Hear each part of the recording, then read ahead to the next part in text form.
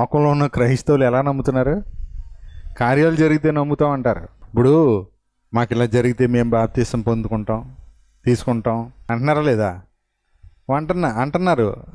అది నిజమేనా? అంతలా నమ్మించవలసిన అవసరం యేసుప్రభుకి లేదు. ఇదిగో మీరు మత ప్రచారం చేస్తున్నారు, మత మార్పిడి చేస్తున్నారు అంటున్నారు కదా. యేసుప్రభు మత మార్పిడి చేస్తాడా?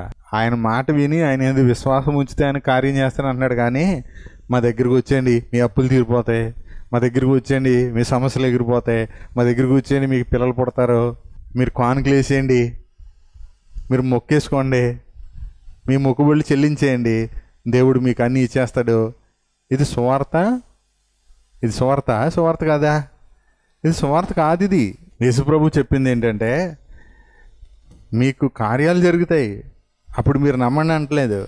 ఏమంటున్నాడు? యేసుక్రీస్తునందు అంటే సువార్తను విని యేసుక్రీస్తునందు విశ్వాసం ఉంచి అన్నాడు. అంతేనా? దాన్ని ఏమన్నాడు? ఎఫెసీ 1:13 ఏమన్నాడు చూడండి. మీరును సత్యవాక్యమును అనగా ఎవరి రక్షణ సువార్త అది? సత్యవాక్యం అంటే. సత్యవాక్యం అంటే ఏంటి? సత్యవాక్యం అంటే ఏంటి? ఇక్కడ చెప్పిన దాన్ని బట్టి అనగా అన్నాడు. అర్థం ఏంటి? సత్యవాక్యమును అనగా అంటే ఏంటి? మీ రక్షణ సువార్త అక్కడ ఉంది కదా. మీరును సత్యవాక్యమును అనగా ఇప్పుడు సత్యవాక్యం అంటే ఏంటి? నా రక్షణ సువార్త అని చెప్పాలా. సత్యవాక్యం అంటే నా రక్షణ సువార్త అని చెప్పాలి ప్రతి వ్యక్తిని. సత్యవాక్యం అంటే ఏంటి అని ఎవరైనా అడిగితే మీరు అడగండి, వాళ్ళకి తెలదు. సత్యవాక్యం అంటే ఏంటి? సత్యం చెప్పడం, బైబిల్లో ఉన్నది చెప్పడం అంటారు వాళ్ళు. కానీ బైబిల్ ఏం చెప్తుంది? మీ రక్షణ సువార్త. సత్యవాక్యం ఏంటి? మిమ్మల్ని రక్షించే సువార్త. అది సువార్త నమ్ము వారిని రక్షించుటకు దేవుని శక్తి. సువార్త అంటే ఏమో తిత్తుది కాదు, రక్షించే దేవుని శక్తి సువార్త అంటే. అవునా కదా? రోమా 1:16-17 చూడండి. సువార్తను గూర్చి నేను సిగ్గుపడివాడను కాను. ఎందుకో తెలుసా? నేను ఎందుకు సువార్త గురించి సిగ్గుపడనో తెలుసా? ఏలయనగా నమ్ము ప్రతివానిని అన్యజనుడైన రక్షణ కలగజేయడానికి నమ్ము ప్రతివానికి మధ్యలో 2 విషయాలు పక్కన పెట్టండి, అర్థమవుద్ది. అంటే అది జాబితా, ఒక లిస్ట్ చెప్పాడు అక్కడ. యూదుడికైనా గ్రీసు దేశస్తుడికైనా, అంటే యూదుడు దేవుని పిల్లలుగా ఎంచబడిన అబ్రహాం సంతానానికైనా, గ్రీసుడు అంటే అన్యజనులైనా సరే నమ్ము వారిని రక్షించుటకు ఏమని ఉంది అక్కడ? నమ్ము వారిని రక్షించుటకు. అది అంటే ఏంటి? సువార్త. అక్కడ ఏమన్నాడు? దేని గురించి చెప్తున్నాడు పౌలు? సువార్త గురించి చెప్తున్నాడు. క్రీస్తు స్వభావ లక్షణాల్లోంచి దూరం అయిపోయింది. క్రీస్తు నుండి పొందవలసిన ప్రయోజనం పొందకుండా మతంగా మారిపోయింది. ఈరోజు మత ప్రచారమే ఉంది కానీ సువార్త ప్రకటన లేదు. సువార్తని నమ్మితే ఏం జరుగుతుంది? అది రక్షించడానికి సువార్త ఏమన్నాడు? దేవుని శక్తి. బయట చాలా శక్తులు ఉన్నాయి, దుష్ట శక్తులు ఉన్నాయి. ఆ శక్తులు పెట్టి కొంతమంది ఏడుతున్నారు, బాధపడుతున్నారు. ఇది దేవుని శక్తిని ఆశ్రయించడం అంటే ఏంటి తెలుసా? సువార్తను ఆశ్రయించడం, సత్యవాక్యాన్ని ఆశ్రయించడం. సత్యవాక్యం అంటే మన రక్షణ సువార్త. ఇప్పుడు ఏమని ఎవరిని అడిగితే ఏం చెప్తారు? సత్యవాక్యం అంటే ఏం చెప్పాలి? నా రక్షణ సువార్త అని చెప్పాలా. ఎవరు నమ్మితే వాళ్ళ రక్షణని రక్షించేది సత్యవాక్యం అంటే. అర్థమైందా? మళ్ళీ అక్కడ సత్యవాక్యం అనగా మీ రక్షణ సువార్తను విని యేసుక్రీస్తునందు విశ్వాసం ఉంచి వాగ్దానం చేయబడిన ఆత్మచేత ముద్రించబడ్డారు. ఇది రక్షణ పొందడం అంటే. యేసుక్రీస్తునందు విశ్వాసం ఉంచే పాపక్షమాపణ కలిగింది. పాపక్షమాపణ కలిగింది కనుక వాగ్దానం చేయబడిన ఆత్మచేత ముద్రించబడ్డారు. మధ్యలో పాపక్షమాపణ ఉంటుంది అనమాట, అక్కడ రాయలేదు. యేసుక్రీస్తునందు విశ్వాసం ఉంచే దేనికోసం? పాపక్షమాపణ కోసం. మీకు అర్థం కావాలంటే మళ్ళీ మీరు చదవాలి. ఏంటది? కొరింథీ మొదటి పత్రిక 6:11 చదవండి. అది మీకు తేటగా అర్థమవుద్ది అనమాట. 1 యేసుక్రీస్తు నామమున దేవుని ఆత్మయందును మీరు కడగబడి పరిశుద్ధపరచబడి అని ఉంటుంది చూడండి అక్కడ. అంటే ఇది వరకు పై లిస్ట్ ఉంది. అలాంటి స్థితిలోంచి ఏం చేశాడట ఇప్పుడు?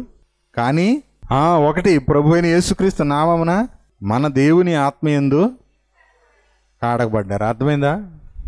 యేసుక్రీస్తు నామమున విశ్వాసం ఉంచారు. అప్పుడు దేవుని ఆత్మయందు ఏం చేశారు? అదే ముద్రించబడ్డ అంటే. కడగబడి తర్వాత ఏముంది? అది పరిశుద్ధ పరచబడిన వారై ఇప్పుడు ఏమయ్యారు? ఇప్పుడు మీరు ఎవరు? మనం ఎవరు? అది నా రక్షణ సువార్త అంటే. ప్రభు అయిన యేసుక్రీస్తు నామమున దేవుని ఆత్మయందును కడగబడి పరిశుద్ధపరచబడిన వారై నీతిమంతులుగా తీర్చబడ్డారు లేదా? యేసు ప్రభుకి తీర్పు అయిపోయినప్పుడే, తిరిగి లేచినప్పుడే మనం నీతిమంతులుగా తీర్చబడ్డాం. ఇప్పుడు నమ్మితే ఆ పునరుద్ధానమందు అది జరుగుతుంది అనమాట మనలో. యేసుక్రీస్తు మృతులలో నుండి తిరిగి లేచినని హృదయమందు విశ్వసించిన ఎడల మనకేం కలుగుతుంది? నీతి కలుగుతుంది. ఏం కలుగుతుంది? నీతి కలుగుద్ది. రోమపత్రిక 4వ అధ్యాయం చివరి వచనం ఉంటుంది చూడండి, అర్థమవుద్ది మీకు. 25వ వచనం. అది అప్పగింపబడి అది మనము నీతిమంతులుగా తీర్చబడ్డాక లేపబడ్డాడు అంటే ఇప్పుడు యేసు ప్రభు లేచాడు అంటే అర్థం ఏంటి? నమ్మినోడు నీతిమంతుడు అవుతాడు అనమాట. అంటే నీతిమంతులుగా చేసే శక్తి సువార్త. అర్థమైంది మీకు? ఏం చేసింది సువార్త నీకంటే? నాకు బాగు చేసింది, ఏదైనా చేస్తుంది, కానీ మొదట ఏం చేసింది? నీతిమంతులుగా చేసింది. ఎవరి ఎదుట నీతిమంతులుగా చేసింది? ప్రజల ఎదుట, మనుషుల ఎదుట? అంటే దేవుని ఎదుట, మనుషుల ఎదుట? దేవుని ఎదుట నీతిమంతులుగా చేసింది. ఇప్పుడు దేవుని ఎదుట నీతిమంతులు అవడం ప్రాముఖ్యమా, మనుషుల ఎదుట నీతిమంతులు అవడం ప్రాముఖ్యమా? ఎందుకు? కారణం చెప్పాలి నాకు. దేవుని ఎదుటి నీతిమంతులు అవడం కష్టమా, మనుషులు ఎదుటి నీతిమంతులు అవడం కష్టమా? ఎందుకు? ఎలా అయినా అక్కడి నుంచే వచ్చాం. అక్కడి నుంచి నీతిమంతులు అవటం అనేది మనుషుల ఎదుట, దేవుని ఎదుట అంటే దేవుని ఎదుట అని చెప్పారు. దేవుని ఎదుట నీతిమంతులు అవడం కష్టమా, మనుషుల ఎదుట నీతిమంతులు అవడం కష్టమా? ఎందుకు అని అడిగాను. ఎప్పుడు మీకు దేవుని శక్తి అవుతుంది? సువార్త మీకు దేవుని శక్తిగా మీకు ఎప్పుడు పనిచేస్తుంది అంటే మీరు దేవుని మాట వల్ల జీవించినప్పుడు. దేవుడు అంటే ఏంటి? దేవుడు మనుషుని హృదయాన్ని ఎరిగినవాడు కాబట్టి దేవుని ఎదుటి నీతిమంతులు అవ్వడమే కష్టం. మనుషులు ఎదుటి నీతిమంతులు అవ్వాలంటే అలా కనబడేటి నీతి కార్యాలు చేసేయటమే ఈజీ. అది చేసేయచ్చు. చేయగలమా? చేయగలం. 10 రూపాయలు ఇస్తే మంచోడు దేవుడు అంటాడు, వెంటనే దండం పెట్టేస్తాడు. ఆకలేసేవాడికి అన్నం పెడితే నువ్వే దేవుడు అంటాడు. అవునా? మరి దేవుని ఎదుటి నీతిమంతుడు అవ్వాలంటే ఏం చేయాలి? మరి ముందు ఆ హృదయంలో తలంపులు పవిత్రంగా ఉండాలి, ఆలోచనలు పవిత్రంగా ఉండాలి, మనసు పవిత్రంగా ఉండాలి. ఇంకో మాటలు చెప్పాలంటే ఆయనకి నచ్చేటట్టుగా ఉండాలి. అసలు మనమే నచ్చం మనకి. నిజంగా మన హృదయాన్ని మనకి సినిమా తీసి చూపెడితే మనమే ఖండించి ముఖం మీద ఉమ్మేస్తాం ఇది ఎవడని. అంటే మీ ముఖం చూపెట్టకుండా మీ జీవితం గురించి సినిమా కింద చూపించారు, ముఖం కనబడకుండా. అప్పుడు ఇది ఎవరో చెప్పని అని అన్నారన్నమాట. మిమ్మల్ని చూపించు ముఖం అన్నారు. ముఖం చూపిస్తే మీదే ఆ ముఖం. అప్పుడు మీరు ఏం చేస్తారు తెలుసా? ముందేమో ఎవరేళ్ళు బొత్తిగానే ఇంత దౌర్భాగ్యంగా ఉన్నారు అని తిడతారు. అప్పుడు తిట్టిన తర్వాత, గట్టిగా తిట్టి కాండ్రించి ఉమ్మేసిన తర్వాత మిమ్మల్ని అడగాలన్నమాట, ఇలాంటి వాళ్ళని ఏం చేయాలని అంటే ఇలాంటి వాళ్ళని నరకంలో వేసేయాలని మీరే చెప్తారు తీర్పు. అప్పుడు వెంటనే ఆ ముఖం తీసి మీ ముఖమే అది. అదే వాక్యం విని ఆ ప్రకారంగా ప్రవర్తించకపోతే మిమ్మల్ని మీరు మోసపుచ్చుకుంటారంటే అర్థం అదే. ఒకవేళ మీ తీర్పు మీ చేతుల్లోనే పెట్టి మిమ్మల్ని తీర్పు తీర్చమంటే మీరు ఏం తీర్పు తీర్చుకుంటారో తెలుసా? ప్రభువా, నీ కొడుకుగా, నీ కూతురుగా, నీ కుమార్తెగా, నీ కుమారుడిగా పరలోకంలో ఉండే అర్హత నాకు లేదు. నాకు న్యాయంగా నరకానికి వెళ్ళాలి నేను. కాబట్టి నువ్వేం చేస్తావంటే ఇంత పాపిడి, ఇంత పనికిమాల వాడిని ఏం చేయాలి? నువ్వు ఆరని అగ్నికి పంపించేయి నన్ను. నీతో ఉండే భాగ్యం నాకు లేదు, నీ కుమారుడు అనిపించుకుంటా కూడా నాకు యోగ్యత లేదు అని చెప్తాం అన్నమాట. మనమే చెప్తాం. అంత దౌర్భాగ్యంగా ఉంటుంది. ఇస్కరియోతు యోధా ఏం చేశాడు? నీతిమంతుని రక్తాన్ని చిందించాను, నాకు బతికే యోగ్యత లేదు అని చెప్పేసి ఉరిపెట్టుకుని చచ్చిపోయాడు. మీరు భయపడకండి, ప్రభు మనల్ని ప్రేమిస్తున్నాడు. ఆయన మన మీద దీర్ఘశాంతం చూపుతున్నాడు. మనల్ని ఆయన కుమారులుగా, కుమార్తెలుగా చూస్తున్నాడు. ఎలా చూస్తున్నాడు? ఎందుకు? మన పిల్లలు ఎన్ని తప్పులు చేసినా మనం ఓర్చుకోవట్లేదా, చేర్చుకోవట్లేదా? అలాగే మనల్ని కూడా ఆయన కుమారులుగా, కుమార్తెలుగా చూస్తున్నాడు కాబట్టి చేర్చుకుంటున్నాడు. అందుకని నాకు యోగ్యత లేదు నాయన అంటే, నేను ప్రేమిస్తున్నాను, నా ప్రేమను తెలుసుకో, నీకు విజయం వస్తుందని చెప్తాడు ఆయన. ఏమంటాడు? నా ప్రేమను తెలుసుకో, నీకు అన్నిటిలో విజయమా, అత్యధిక విజయమా? మరి ఎప్పుడు పొందుతారు అత్యధిక విజయం? యేసు ప్రభువులో సువార్త నమ్మువారిని రక్షించుటకు ఏమన్నాడు? దేవుని శక్తి. రోమా 1:17 కూడా అదే చెప్తుంది. 16 చదివాం, మళ్ళీ 17 కూడా ఏమంటున్నాడు? 17 చూడండి. విశ్వాసం ఉంచేవాడు ఏమయ్యాడు? నీతిమంతుడు అయ్యాడు కదా, నీతిమంతులుగా తీర్చబడ్డాడు కదా. ఆ నీతిమంతుడు ఎలా జీవిస్తాడు? విశ్వాస మూలంగా జీవించును అని వ్రాయబడింది. అది లేఖనం. లేఖనం మన జీవితంలో నెరవేరాలి. లేఖనం అంటే క్రీస్తు మన జీవితంలోకి రావాలి. లేఖనం మన జీవితంలోకి రావాలా? వస్తే ఏమవుద్ది? తర్వాత ఏమన్నాడు? విశ్వాసం మూలముగానే అంతకంతకు విశ్వాసం కలుగుద్దట. విశ్వాసము కలుగునట్లు దేవుని నీతి సువార్త యందు బయలుపరచబడుతుంది. అంటే ఇప్పుడు మీరు సువార్తను వింటున్నారంటే మీకు బయలుపరచబడేది ఏది? మీ నీతి కాదు, మనుషుల నీతి కాదు, దేవుని నీతి. ఇంకో మాట చెప్పనా? దేవుని నీతి బయలుపరచబడుతున్నప్పుడు స్వనీతి పారిపోద్ది, లోకనీతి పారిపోద్ది, మనుషుల నీతి పారిపోద్ది, ఉండదు అక్కడ. దేవుని నీతి సువార్త యందు బయలుపరచబడుతుంది. దేవుని శక్తి సువార్త అంటే. దేవుని శక్తిలో మొట్టమొదట తుడుచుకుపోయేది ఏంటంటే పాపం, అపవిత్రత, చెడుగు, దుష్టత్వం వెళ్ళిపోయిందంటే మనలో ఆయన నీతి అనేది పెరుగుతూ ఉంటుంది. విశ్వాసం వలన అంతకంతకు విశ్వాసం కలిగినట్లుగా దేవుని నీతి సువార్త యందు బయలుపరచబడుతుంది. అంటే సువార్త వినే కొలది విశ్వాసం పెరుగుతుంది. విశ్వాసం పెరిగే కొలది మనము దేవుని నీతి అధికమవుద్ది మనలో. నీతి ఏం కలగజేస్తుంది తెలుసా? నీతి సమాధానాన్ని కలగజేస్తుంది. అంటే దేవునితో మనకు ఎప్పుడు కూడా ఏ విషయంలోనూ విరోధం అనేది ఇక రాదు. నీతి సమాధానాన్ని కలగజేస్తుంది. కాబట్టి విశ్వాసం ఎలా పెరుగుతుంది? కార్యాలు జరిగితే పెరుగుతుందా? వాక్యం వింటే పెరుగుతుందా? సువార్త సత్యం వింటే పెరుగుతుంది, కార్యాలు జరిగితే కాదు. అందుకనే యేసు ప్రభు శిష్యులకు ఆజ్ఞాపించినప్పుడు, మీరు కార్యాలు జరిగితే వాళ్ళు నమ్ముతారు కాబట్టి మీరు వెళ్ళి కార్యాలు చేయండి అని చెప్పలేదు. ఏం చెప్పాడు? సువార్త ప్రకటించండి అని చెప్పాడు. మార్కు సువార్త చూడండి ఒకసారి. అంత రివర్స్ బోధ చేస్తున్నారు. ఇప్పుడు భాషల గురించి, స్వస్థతల గురించి చచ్చిపోతున్నారు, కొట్టేసుకుంటున్నారు. యేసు ప్రభుని అల్లరి చేసేస్తున్నారు. వాళ్ళు ఏం చేస్తున్నారు తెలుసా? క్రైస్తవ మత ప్రచారం చేస్తున్నారు వీళ్ళు యూట్యూబ్లో. ఏంటండి? వీళ్ళు క్రైస్తవ మార్గం అని చెప్తున్నారు కానీ మతంగా ప్రచురిస్తున్నారు యూట్యూబ్లో. ఎందుకంటే మతస్థులు కొట్టుకుంటారు, మార్గంలోని వాళ్ళు కొట్టుకుంటారా? మార్గంలో వివాదాలు లేవండి. దేవుని ఏర్పాటు వివాదాలకు సంబంధించి కాదు. తిమోతి మొదటి పత్రిక 1వ అధ్యాయం 3-4 వచనాలు చూసినప్పుడు దేవుని ఏర్పాటు, విశ్వాస సంబంధమైన దేవుని ఏర్పాటు వివాదాలకు సంబంధించింది కాదు. అంటే అందులో వివాదం లేదు. ఏముంది? పొద్దున్న ఇందాక మనం చదువుకున్నాం, సమాధానం. ఏంటి? సమాధానం ఉంది. అందుకే ఇది సమాధాన సువార్త. సమాధానపరచువారు ధన్యులు, వారు దేవుని కుమారులు అనబడతారు. దేవుని కుమారులు అంటే సమాధానపరిచేవాళ్ళే. ఒకరినొకరు కొట్టుకుని నీ తప్పు అంటే నీ తప్పు, నీ తప్పు అంటే నీ తప్పు, నీ బోధ తప్పు అంటే నీ బోధ తప్పు, నాది సత్యం అంటే నాది సత్యం. మా సంఘంలో ఉన్నవాళ్ళు పరలోకం వెళ్తారు, మీ సంఘంలో వెళ్ళరు అంటున్నాడంటే వీళ్ళకి సువార్త సత్యం తెలియదు. వీళ్ళిద్దరు ప్రభు ఎవరు? ఇద్దరు కొట్టుకుంటున్నారు. వీళ్ళిద్దరికి ప్రభు ఎవరు? ఇద్దరు కొట్టుకుంటున్నారు. ఇద్దరు యేసు ప్రభుని నమ్మిన వాళ్ళే, ఇద్దరు సేవకులే. వాళ్ళిద్దరికీ ప్రభు ఎవరు? మనకైనా ఎవరికైనా ప్రభుని నమ్మిన వారందరికీ ఆయనే ప్రభు. యేసుని ప్రభు అని వాళ్ళు నోటితో ఒప్పుకున్నారు. దేవుడు మృతిలో నుండి ఆయన లేపాడని హృదయం అందు విశ్వసించిన అందరికీ ఆయనే కదా ప్రభు. అందరికీ ఆయనే కదా ప్రభు. మరి ఎవరితో తేల్చుకోవాలి? వీళ్ళిద్దరూ దెబ్బలాడుకోవాలా? ముందు ఆయనతో తేల్చుకోవాలా? ఆయనతో తేల్చుకోవాలి, ఆయన సన్నిధిలో తేల్చుకోవాలి, ఆయన వాక్యాన్ని బట్టి తేల్చుకోవాలి. ఆయన వాక్యం ఏం చెప్తే అది ఇద్దరు లోబడాలి. అంతేనా? ఇద్దరికి ఒకటే ఆజ్ఞ ఉందా? ఇద్దరికి వేరు వేరు ఆజ్ఞలు ఉన్నాయా? ఇప్పుడు క్రొత్త నిబంధన ఆజ్ఞ ఏంటో చెప్పండి.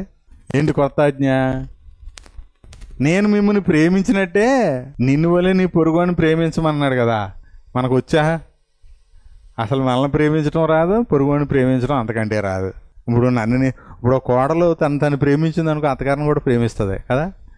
ఈ రెండు మనల్ని ప్రేమించడమే చేత కానప్పుడు అత్తగారిని ఏం ప్రేమిస్తాం? అత్తగారు తను ప్రేమిస్తే కోడలను కూడా ప్రేమిస్తుంది.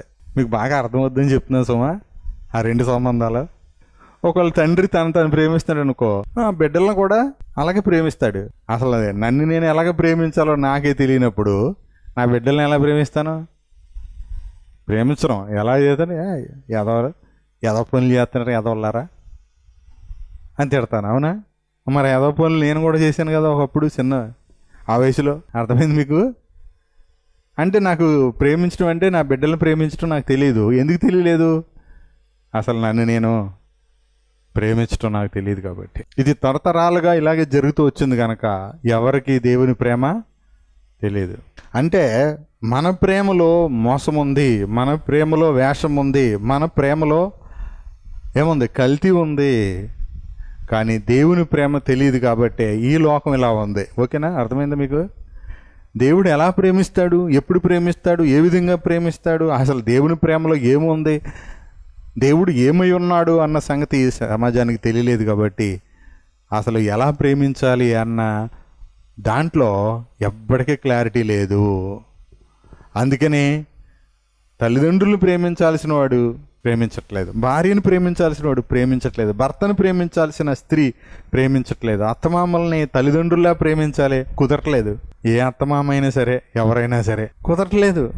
అత్తగారి దగ్గర నుంచి మాంగారి దగ్గర నుంచి ఏం లాగేద్దామని చూస్తున్నాడు. ఏమిస్తారు, ఏం తెచ్చుకున్నావు అంటున్నాడు భార్యతోటి. ఏమి ఇవ్వాలి? తన కూతురునే ఇచ్చాడు, ఇంకేమి ఇవ్వాలి? ఇప్పుడు ఏది ఇవ్వడం ఎక్కువ? 10 ఎకరాల పొలం ఇస్తే చాలా, 10 కేజీలు బంగారం ఇస్తే ఎక్కువ, కూతురునిస్తే ఎక్కువ? చెప్పమ్మా. 10 కేజీలు బంగారం ఇచ్చాడు, చూసుకుని ముసిపోతాక తప్ప భోంచేయగలదువా? దేనికి పనికి వస్తుంది అది? కాపురం చేస్తావా బంగారంతో? ఒకవేళ ఆ బంగారం ఇస్తే 10 మంది భార్యలు వస్తారేమో. భార్యలు వస్తారా చెప్పండి? భార్యలు వస్తారా? రారు. మనుషులు వస్తారు, పాపానికి ప్రేరేపిస్తారు. తప్పు చేయడానికి అవకాశం ఉంది తప్ప పరిశుద్ధంగా కాపురం చేయడానికి అవకాశం ఉందా? అది పరిశుద్ధత కాదు కదా. అదనమాట. అంత తేడా వచ్చేస్తుంది. చూడండి ఎంత తేడా వచ్చేస్తుందో. మరి భార్య అంటే ఏంటి? వివాహము అన్ని విషయాల్లో ఘనమైనది, పాన్పు నిష్కల్మషమైనది అన్నాడు. మరి ఈ సంగతి మరి ముందు తరాల వారికి తెలియదు, ఇప్పుడు తెలియదు. ఎందుకు? దేవుని ప్రేమ తెలియదు. ఆయన నన్ను ఎంత ప్రేమిస్తున్నాడు అన్న విషయం ఎప్పుడు నాకు అర్థమవుద్దో అప్పుడే నేను ఎవరినైనా దేవుని ప్రేమతో ప్రేమించగలను. ఇప్పుడు సమాజంలో ఒకరినొకరు ప్రేమించకపోవడానికి కారణం ఏంటి చెప్పండి? దేవుడు ప్రేమ స్వరూపి అనే ఆ విషయం సత్యం తెలియదు ఫస్ట్. 2, దేవుడు మానవాళిని ఎంత ప్రేమిస్తున్నాడంటే శాశ్వతమైన ప్రేమతో ప్రేమిస్తున్నాడని, ఆ ప్రేమ మూలంగానే విడువక కృప చూపుతున్నాడు అనే సంగతి సమాజానికి తెలియదు కాబట్టే ఏమవుతుంది? ఏం జరుగుతుంది?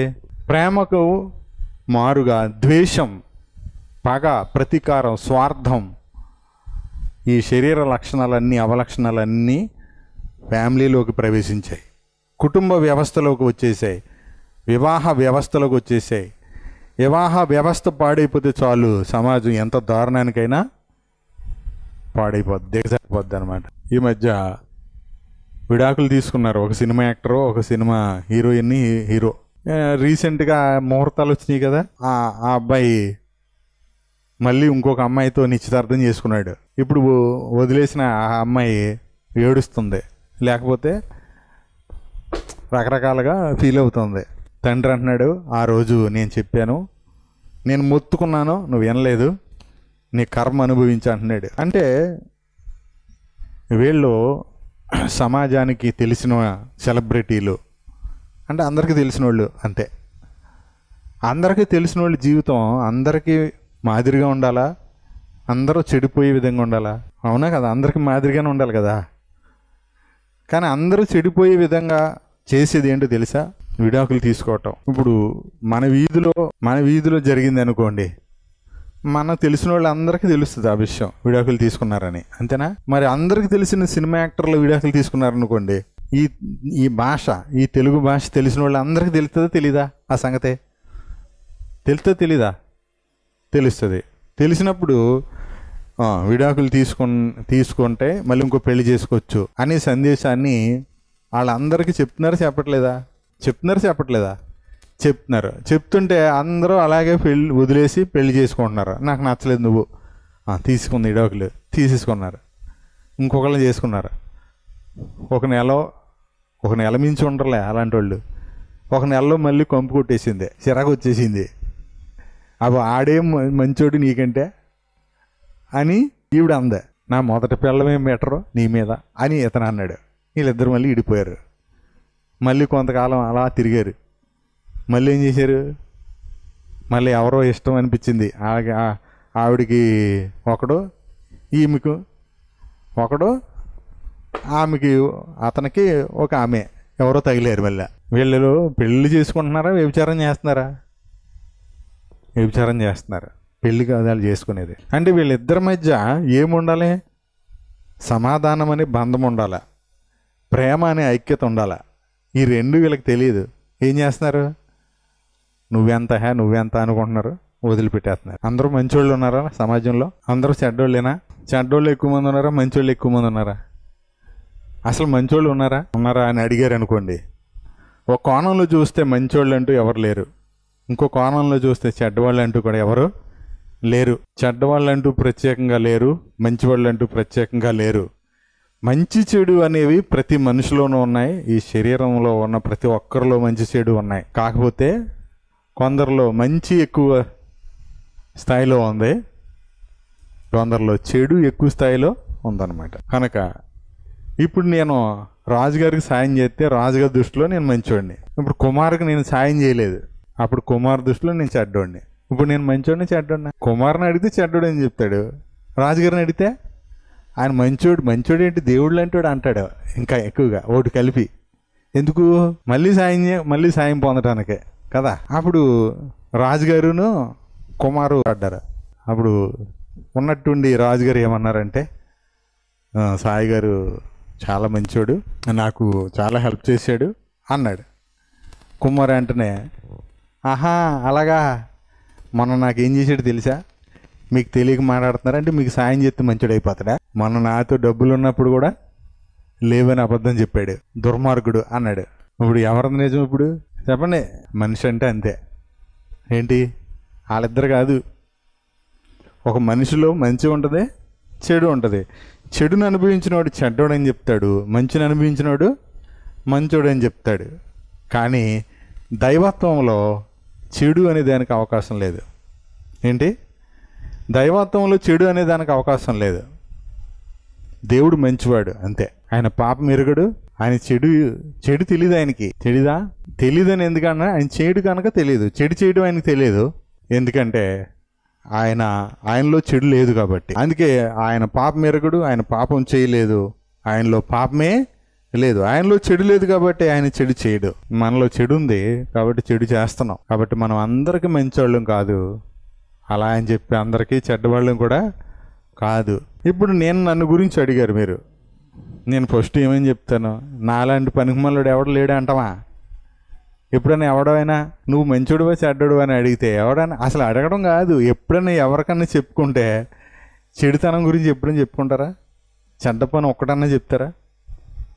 నేను చేసిన తప్పు ఇది, ఆ ఒక్క తప్పుకే ఈ శిక్ష అనుభవిస్తున్నానని మొత్తం అంతా చెప్పిన తర్వాత, మరి ఇలాగే ఎందుకున్నావు నువ్వు అని నాలంటోడు అడిగాడు అనుకోండి. అడిగితే నేను ఒక తప్పు చేశాను, ఆ తప్పు ఏంటంటే ఇదిగో పెళ్లి చేసుకోవడం నేను తప్పు అంటాడు లాస్ట్లో. ఆ తప్పు కూడా నా తప్పు కాదు, మా అమ్మ చేసింది, మా నాన్న చేసాడు అంటాడు. అవునా? కానీ పెళ్లి చేసుకున్నాక భార్యని విషయంలో ఎన్ని తప్పులు చేశాడో చెప్తాడా? చెప్పడు. ఆడిన అబద్ధాలు చెప్తాడా? చెప్పడు. ఏ మనిషి తన తప్పు గురించి చెప్పడు. ఇంకో మాట చెప్తున్నాను తెలుసా? ఏ మనిషి చెప్తాడు తెలుసా? నిజంగా యేసు ప్రభు నమ్మి, సువార్తను నమ్మి, దేవుని శక్తిని ఆశ్రయించినట్టు మాత్రమే చెప్తాడు. నేను ఒక వ్యక్తిని ఎంతో ప్రేమించాను యేసుక్రీస్తు సేవకుడుగా, కానీ ఆ వ్యక్తిని అంతే ద్వేషంతో వదిలిపెట్టాను. ద్వేషించకూడదు వాస్తవానికి. ఎందుకు ద్వేషించానంటే ఆ విషయంలో ద్వేషించవచ్చు కనుక ద్వేషించాను. ఎందుకంటే ఇప్పుడు తన తప్పును ఒప్పుకోలేదు కాబట్టి అతన్నే విడిచిపెట్టాను. ద్వేషించడం అంటే అంతే. ఒప్పుకోకపోతే అతడు యథార్థవంతుడు కాదనమాట. ఎందుకంటే తన తప్పుల్ని కప్పుపుచ్చుకొని ఇతరుల తప్పులు మాత్రం గట్టిగా చెప్తూ ఉంటాడు. ఎక్కువ పాస్టర్లు చేసి తప్పేంటి తెలుసా? ఏంటి, వాళ్ళే నీతిమంతులు అనుకుంటారు, మిగిలిన వాళ్ళు ఏం చేస్తారు? తృణీకరిస్తారు, చిన్నగా చూస్తారు, చిన్నగా చెప్తారు. కానీ పౌలు మంచి బోధకుడు కదా, యేసుక్రీస్తుని పోలిన బోధకుడు ఎవరో బైబిల్లో? పౌలు ఎప్పుడన్నా ఎవరు చెడుతనైనా బహిరంగంగా పేరు పెట్టి చెప్పాడా? బోధలో చెప్పాడా? చెప్పాల్సినవి చెప్పాడు, కానీ ఇప్పుడు చెప్పే బోధకుల్లాగా చెప్పలేదు. ఒక వ్యక్తి నాకు కీడు చేశాడు, అతని విషయంలో నువ్వు జాగ్రత్త అని చెప్పాడు. ఇది ఇలాంటి జాగ్రత్తం ఉంది సంఘంలో, ఆ విషయంలో, అలాంటి వాటి విషయంలో నువ్వు తగిన చర్యలు తీసుకో అని చెప్పాడు. చెప్పేది పౌలు అనుకుంటే పొరపాటు. ఈ పత్రికలన్నిటికీ ప్రేరణ ఎవరు? పరిశుద్ధాత్ముడు. కాబట్టి సంఘానికి రాయబడిన పత్రికల్లో ఒక వ్యక్తిని టార్గెట్ చేసి దేవుని శక్తిని నుంచి దూరం చేసేదిగా, దేవుని ప్రేమ నుంచి దూరం చేసేదిగా పత్రికలు లేవు. నీతిమంతుడు విశ్వాస మూలంగా జీవించును అంటే అర్థం పాపం చేసిన పర్లేదు, పరలోకం ఉంది అని కాదు. నీతిమంతుడు అంటేనే పాపానికి దూరంగా ఉన్నవాడు, పాపం నుండి విడిపించబడినవాడు కదా, పరిశుద్ధ పరచబడినవాడు, పరిశుద్ధాత్మను కలిగినటువంటి వాడు. ఇప్పుడు పరిశుద్ధపరచబడినవాడు, పరిశుద్ధాత్మ కలిగినవాడు, నీతిమంతుడు పాపం చేస్తాడా? పాపంతో అతనికి సంబంధం ఉందా? లేదు. అతడు పాపం విషయమే చనిపోయాడు, లోకం విషయమే చనిపోయాడు. క్రీస్తు కూడా అతడు సిలువ వేయబడ్డాడు, క్రీస్తు కూడా తిరిగి లేచాడు, క్రీస్తు కూడా పరలోకంలో కూర్చున్నాడు. పాపంతో అతనికి మీద పాప ప్రభుత్వం లేదు, పాపం అతని మీద ప్రభుత్వం చేయదు, అతని పాపానికి దాసుడు కాడు. అతడు క్రొత్తగా జన్మించిన వాడు కాబట్టి పాపంతో అతనికి సంబంధం ఏమీ లేదు. క్రీస్తుతో సంబంధం ఉంటే పాపంతో సంబంధం ఉండదు. పాపంతో సంబంధం ఉంటే క్రీస్తుతో సంబంధము ప్రశ్నించబడుతుంది. గమనించాలి. పాపంతో సంబంధం ఉంటే క్రీస్తు సంబంధం ఏమవుద్ది? ప్రశ్నించబడుతుంది. ఆ ప్రశ్నించబడినప్పుడు అవును నేను పనికిమాలినోడిని, నేను చేయలేకపోతున్నాను, నేను మానలేకపోతున్నాను, నేను ఉండలేకపోతున్నాను అన్నాడు అనుకోండి. ఉండలేకపోవడం కారణం ఏంటో యేసు ప్రభుని అడిగి తెలుసుకోవాలా. కానీ ఉండలేకపోతున్నాను, నేను చేయలేకపోతున్నాను, నేను పరిశుద్ధంగా ఉండలేకపోతున్నాను, నేను పడిపోతున్నాను మాటికి అన్నాడు. పడిపోతున్నాడు అంటే అతని స్వశక్తితో స్వనీతితో ప్రయత్నం చేస్తున్నాడు కాబట్టి పడిపోతున్నాడు. ఇప్పుడు సువార్త నమ్మువారిని రక్షించడానికి ఏమైంది? దేవుని శక్తి కదా. జీవింప చేయటమే కాదు, ఏమన్నాడు? దేవుని శక్తి చేత కాపాడబడతారు అన్నాడు విశ్వాసం ద్వారా. పేతురు మొదటి పత్రిక 1:5 ఏం చదువుకున్నాం మనం? విశ్వాసం ద్వారా దేవుని శక్తి చేత కాపాడబడు మీ కొరకు ఆ స్వాస్థ్యం పరలోకంలో భద్రంగా ఉందని. అంటే విశ్వాసం ద్వారా దేవుని శక్తి అంటే అర్థం ఏంటి? ఇప్పుడు మీరు వాక్యం విన్నారు, విశ్వాసం ద్వారా ఏం కలిగింది మీలో? అంతకంతకు విశ్వాసం కలిగింది. ఆ విశ్వాసం ద్వారా మీలో ఏం కలిగిందంటే అది నీతిని కలిగించింది. ఆ నీతి మిమ్మల్ని కాపాడుతుంది. కాబట్టి విశ్వాసం ద్వారానే అంతకంతకు విశ్వాసం కలుగుద్ది, కానీ కార్యాల ద్వారా విశ్వాసం కలగదు అన్నమాట.